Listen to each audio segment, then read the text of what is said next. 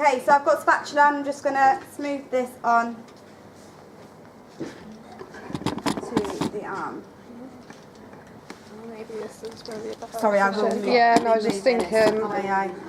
This is. Sorry if it's in anyone's way.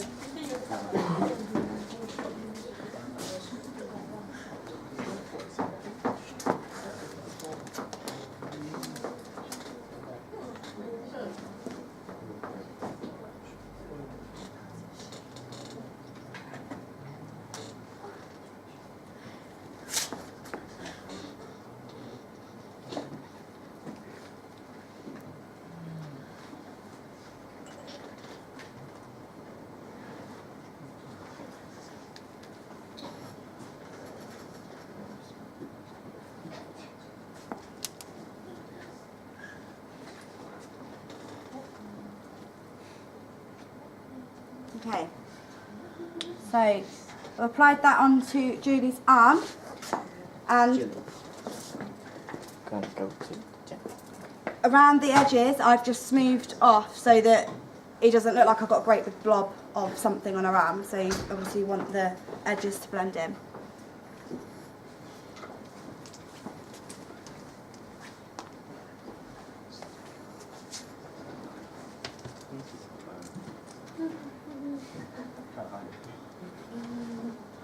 Has anyone ever done anything like this before? Yeah? What sort of stuff have you done? Media makeup. Media makeup? Yeah? Did you do cuts and stuff like this? Like yeah? Okay. Well, what have you done? Same, yeah? Same?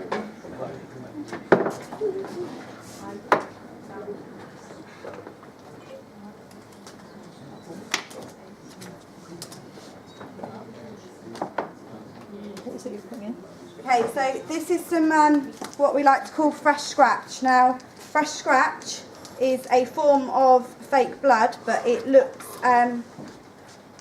it appears scabby. So instead of it being a solid colour, it lets through this sort of skin colour, which in real life that you'd have all sorts of fat coming through you. It cut, you know, you've got different layers in a skin. So if you've had a blast to your arm, you're going to have bits of bone, you're going to have bits of skin. You've gone through all the tissues.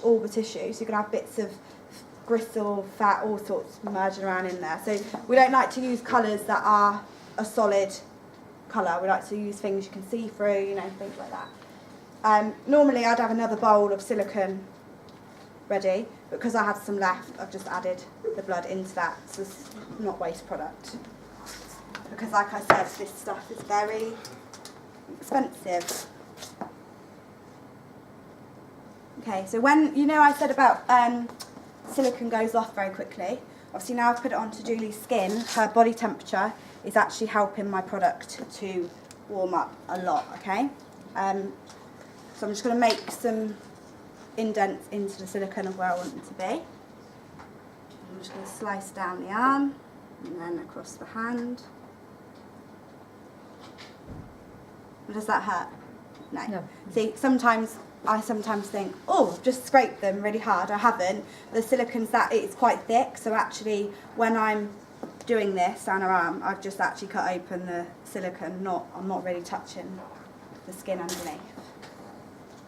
We have had a makeup artist that got the. Has anyone ever seen these sculpting tools?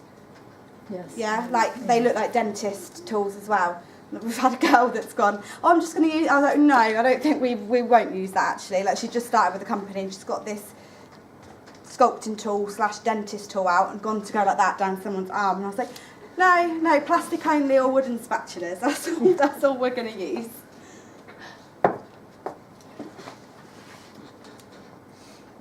Okay. Now, most of the products that I use, apart from for instance, your silicone, your fake bloods and stuff like that, a lot of the stuff I use, I'll get from the kitchen cupboards. So, food colourings, Camp Coffee. Anyone ever heard of that? Yeah? Camp Coffee. I get it out of my kit and they go, what have you got that for? Camp Coffee is a form of coffee that they used to use before, like coffee we get now. And it's like a liquid, it's like a syrup, and then you'd add your hot water and milk to that. It's really popular in America, apparently. Still. It was invented sort of Yeah, during the war. Yeah, during the war. It's quite popular in America still, but it's not really used over. It's in the supermarket, but you normally get like a really skinny area for it to go in, and you'll get like 5 bottles. There's not a lot, because I don't think it's a massive seller, apart from when we go in there and go, I want like 10 bottles of that, and they're like, what do you want that for? And I use that to darken blood. So, for instance, if I was to water this down, it might be quite see-through. So I'd want to add a dark colour into that. That depends on the bleed. So if it's bleeding straight out of them, and I'm simulating a bleed from the leg, I want it to be quite a nice red colour, because it's still oxygenated, where it's just coming out. If it's been on the floor for a while, or I've got an injury, say for instance on the arm, and it's starting to clot, then it'll be a lot darker, because the blood, it hasn't got any oxygen anymore in it. So there's things like that we do use from supermarkets. Glycerin, obviously use that in cake making. I use that to create the effect of sweat, or burns. A burn, if you burn yourself really badly, it's very sticky and watery. So I'd put glycerine on top of that.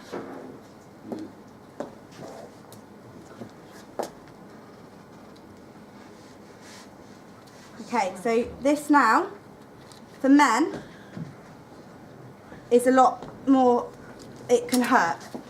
Guys that have really hairy legs, arms, chest, at work, I get the razor out and I'm like, go and shave a patch on your leg. Now, most of the lads I work with, they know that's going to happen now, so they will come to work with shaved legs, shaved chests, anywhere like that, because they just know that when they rip that silicone off, it's going to hurt. Or if I'm there like ripping open a great big leg injury, I'm pulling out hairs at the same time. It's not as nice as waxing, because waxing actually lets the hairs go away from the body. Silicone likes to cling on as much as it can, and it won't let that hair go away. Okay, but Julie's going to be fine. I hope. It might. Is that her? Yeah, no. No. It might just sting a tiny little bit. I've got quite a. Yeah, I was going to say, it might. Yeah. Normally, female hair is completely different. It's not as coarse.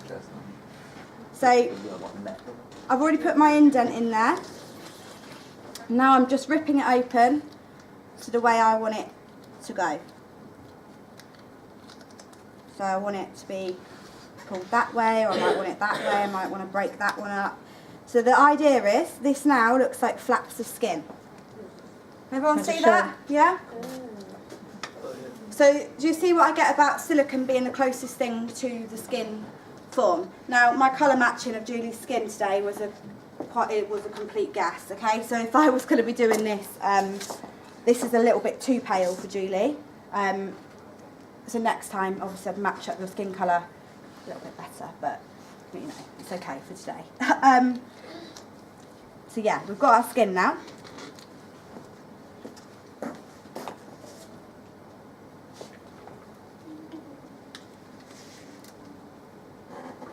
Right, now I'm just going to add some colour. As you can see, I work a lot with my hands. Now, this type of work, special effects work, I do use my hands mostly for everything. Don't tend to use brushes that much, because the brushes just get absolutely ruined. When I'm doing my other work, my fashion work, I will use nice brushes and I won't be using my hands. But this type of work is very messy. I love the special effects work, because nobody can tell me it's wrong. For instance, if you did a fashion makeup on somebody and their mascara or their eyeliner is halfway down their cheek, they're going to look at it and say, that's awful, that's not very nice. With a cut or a bruise or anything like that, we all cut differently, we all bruise differently, so nobody can tell you that that isn't the right shape, or actually I don't think that's the right colour. That's what the beauty of special effects is, because it's down to your judgment, your decision of what you want to do.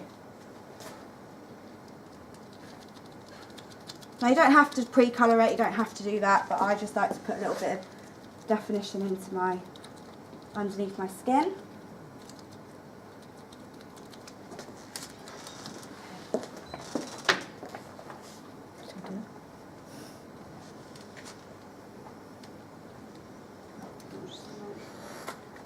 A bit of purple in there as well.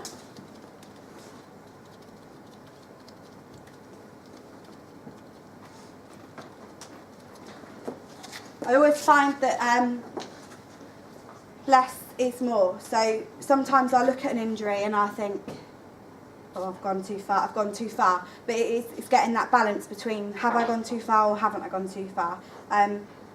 Sometimes adding loads and loads of blood all over it just makes it look fake. Realistically, sometimes if you cut your arm, you're not going to have 25 litres of blood pouring all over your body. It's not going to happen. If you lose a leg, okay, yeah, you're going to just pour out. A cut like that on your arm, you would bleed, but you're not going to be going down the road dripping everywhere. So sometimes you find people just pouring a lot of blood over something just to try and make their work look a bit better, but that isn't the idea behind what you're doing. We want to get it as real as possible. This has gone off a bit too quick. Let me get another bowl.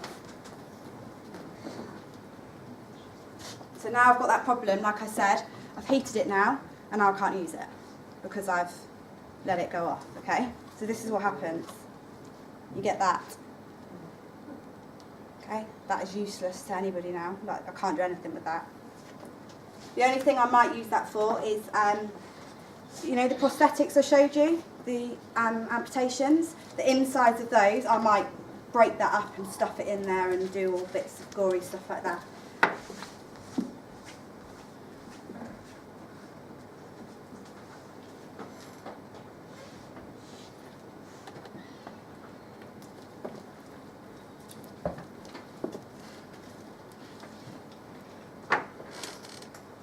Like I said, equal parts, but where I've been doing this for a long time now, I can just guess.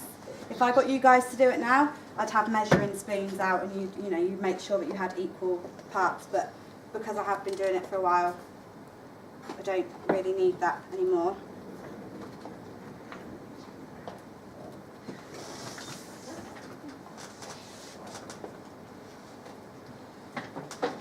I'm just going to get the hairdryer on that again.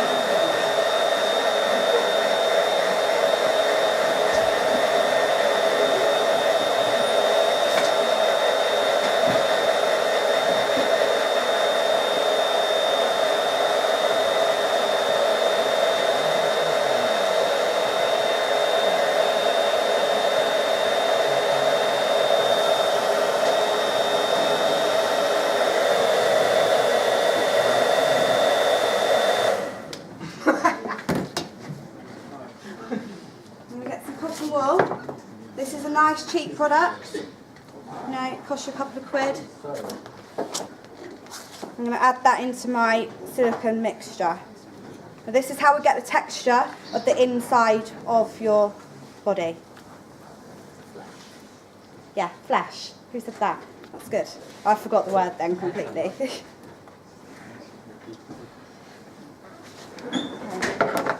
So now I'm just going to start to stuff the injury. Now the idea is that we make it 3D. We want it to look like the skin is broken and that there is flesh poking through.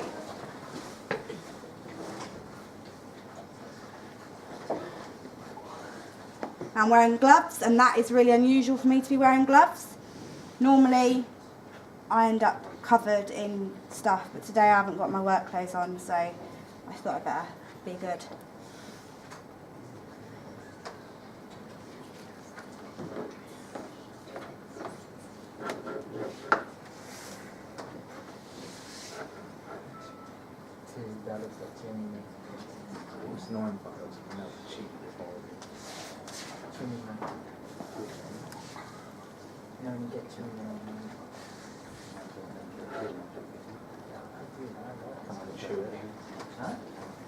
It's fun. For it and you fall back.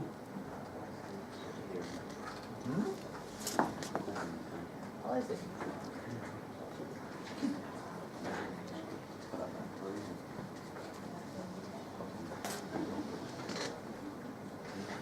Okay, can everyone see what I've done there? I show you. Okay, so the outside, obviously the first bit we did, I've made it look like the skin has opened. I've now mixed some silicone again and added cotton wool and my colouring in. Now it could have been any colour, could have been purple, blue, yellow, pink, doesn't matter, you can add anything to silicone. When I first trained, not here, when I went on to do my special effects degree, I was taught that you can't add anything into silicone, like you had to just mix the two things, you weren't allowed to do anything else. Obviously thought, is she telling me the truth? And then I believed her, she was my lecturer, you know, you believe what your lecturers tell you, but that does not mean that if you experiment and do things on your own that you're going to find another way that they didn't teach you. Now, I went back and told her, oh, by the way, I now add this, this and this and this into silicone. She went, really? I was like, yeah. How did you find that out? Experimented. Oh, that's brilliant. And now she does the same thing as me. She teaches her students to add to silicone. So, you know, if you do find anything on your courses that you think, well, I think there's another way of doing that, or your lecturers aren't going to stand there and say, you're wrong. They're going to be really impressed that you've gone away and you've done something and you've learnt something on your own, and then, you know, you've shown different ways. And especially in the art sort of department, I think that's a really common thing to do. Okay. So now I can start decorating, as I like to call it. I've got my insides now. So now I can take a filler. But the idea is I don't want to just get this pot now and just like smother it, because that's not gonna help. What we want to do is create definition and shadows into that wound.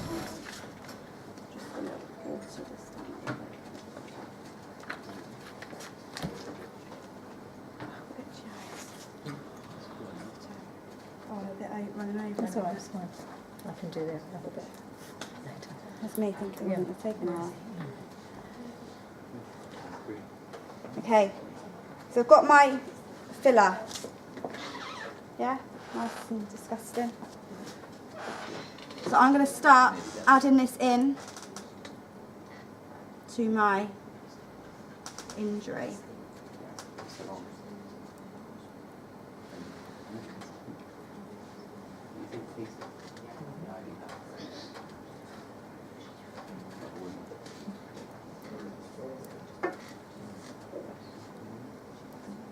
Now you can play around with it as much as you want. I'll just do that as a close-up again.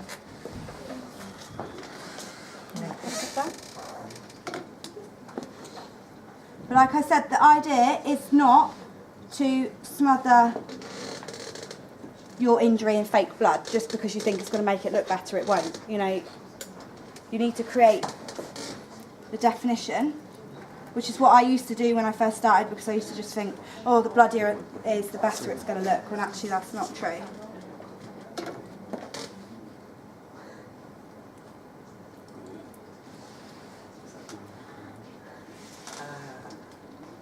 But I try and get my thicker blood into the outlines of the injury so that it creates a shadow, like a depth.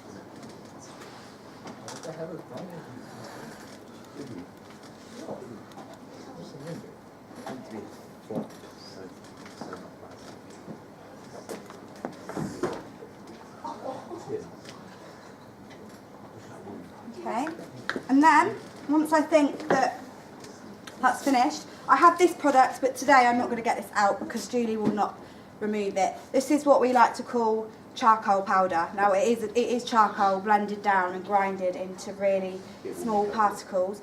Once that gets onto the skin, it likes to sit right in your pores. So the guys I use it on, obviously they get paid to be smothered in this stuff. That's the reason they get paid, but they'll be finding black bits in their skin for ages, okay? So I'm not going to do that today. But again, that depends on the wound. If Julia just, for instance, a window had smashed on her or something like that, she isn't going to have black powder all over her. Dog attacked her. Yeah, dog attacked her. We're not going to have a bomb going off. So the only time I would use black powder is if it's been an explosion. Otherwise, it wouldn't look very realistic at all. I'm just going to finish this off with some a little bit of blood. Pretend. Yeah, just add that in.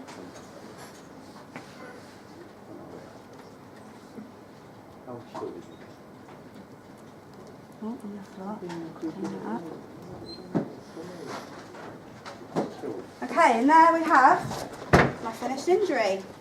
So if you all want to come and have a look closer, I'll we come can. round. I'll come round to Or you come guys. round. I need to clean up that blood that I just dropped on the floor. That's just the way it is.